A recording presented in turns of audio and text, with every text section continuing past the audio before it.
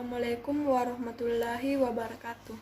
Perkenalkan, nama saya Nur Hafifah. Di sini saya akan menjelaskan landasan hukum pemerintahan daerah. Yang pertama yaitu pemberlakuan Undang-Undang Nomor 1 Tahun 1948. Setelah berlalunya sejarah kemerdekaan Indonesia, pemerintah negara Indonesia yang telah terbentuk mulai memikirkan bagaimana sebaiknya pemerintahan di negara ini berlangsung. Maka dari itu, kuasa legislatif yang masih dipegang oleh KNIP atau Komite Nasional Indonesia Pusat mengeluarkan suatu peraturan perundang-undangan yaitu Undang-Undang Nomor 1 Tahun 1948 yang mengatur tentang kedudukan Komite Nasional Daerah atau KND.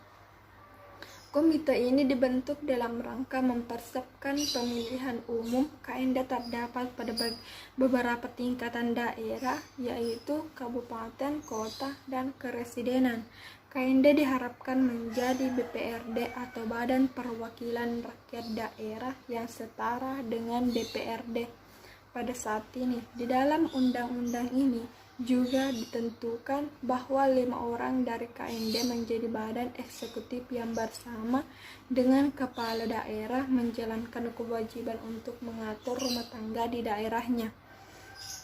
Adapun yang kedua, pemberlakuan Undang-Undang Nomor 22 Tahun 1948.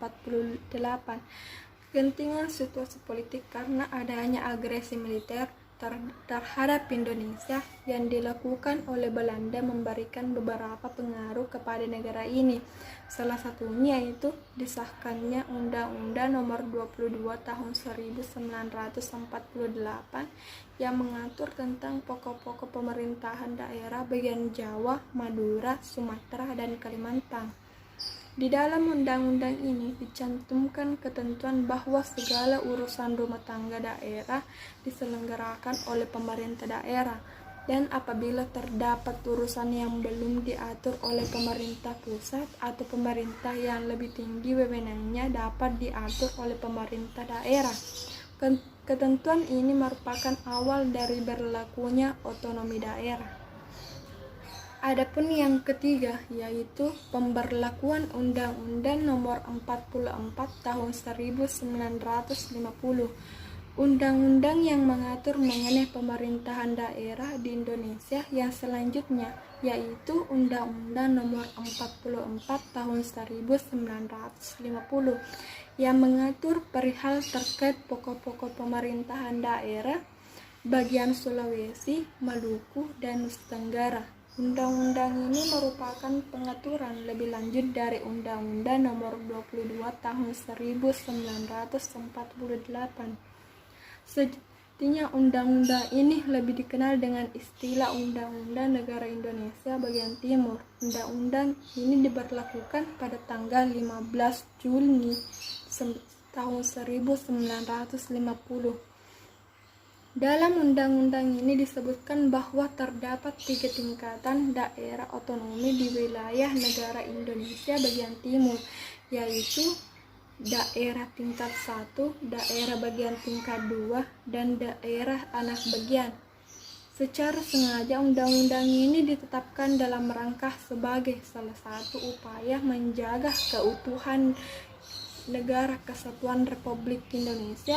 Undang-undang ini tetap berlaku hingga tahun 1957. Selain itu, undang-undang ini juga merupakan adaptasi dari Undang-Undang Nomor 22 Tahun 1948. Adapun yang keempat yaitu pemberlakuan Undang-Undang Nomor 1 Tahun 1957. Salah satu undang-undang yang mengatur pemerintahan daerah di Indonesia pada masa lalu yaitu Undang-Undang Nomor 1 Tahun 1957 yang mengatur tentang pokok-pokok pemerintahan daerah. Keberadaan undang-undang ini dilatar belakangi oleh terjadinya perkembangan urusan ketatanegaraan negara ini semenjak negara Indonesia menjadi berbentuk kesatuan. Pemerintahan daerah pun terdiri dari dua lembaga berdasarkan undang-undang ini, yaitu Dewan Perwakilan Rakyat Daerah sebagai lembaga legislatif dan Dewan Pemerintahan Daerah selaku lembaga eksekutif yang menjalankan pemerintahan. Tujuan pelaksanaan otonomi daerah juga turut disebutkan di dalam undang-undang ini.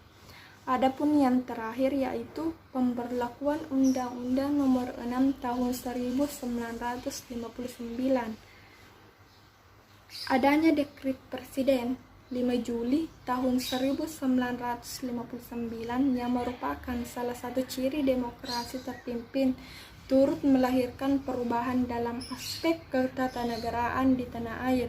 Perubahan tersebut juga turut mengubah tatanan pemerintahan daerah, maka dari itu terbitlah Undang-Undang Nomor 6 Tahun 1959 yang mengatur tentang pokok-pokok pemerintahan daerah.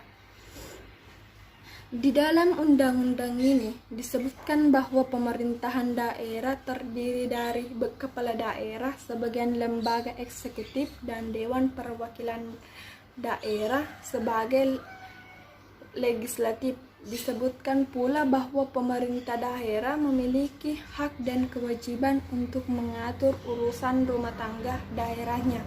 Baik, itulah tadi hasil pemaparan saya. Mohon maaf bila ada kekurangan. Wassalamualaikum warahmatullahi wabarakatuh.